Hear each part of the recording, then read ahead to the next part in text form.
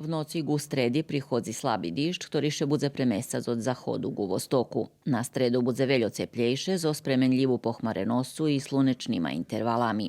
Vitor budze slabi južni i juhozahodni, a vozdušni pricisok nad normalu. Minimalni temperaturi od 4 po 6, a maksimalni od 12 po 14 stupnji. Na štvrtok budze ceplo, zato tu časť roka so slunečnima intervalami. U Vojvodini še po poladnju postupne pohmari, a koncom dňa budze pada dišč. I na pijatok budze duc južni vitor, a pricisok vozduhu budze kolo normali. Na pijatok prihodzi zahladzenje i budze pada dišť u šitskih krajoh, ale perše na siveru i zahodze Srbiji. Na sobotu budze žimnjejše zo dižđom i šnjihom u veljih krajoh, aljem na siveru Vojvodini budze suho. Očekuješe od 5 po 10 cm šnjihu u nižših predjiloh, a u Beogradze i na siveru Srbiji iljem da skeljo centimetri. Na njedzelju budze žimno zo slabim mrazom rano.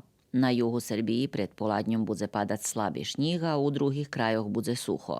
Na iduci tidzenj budze znova ceplejše.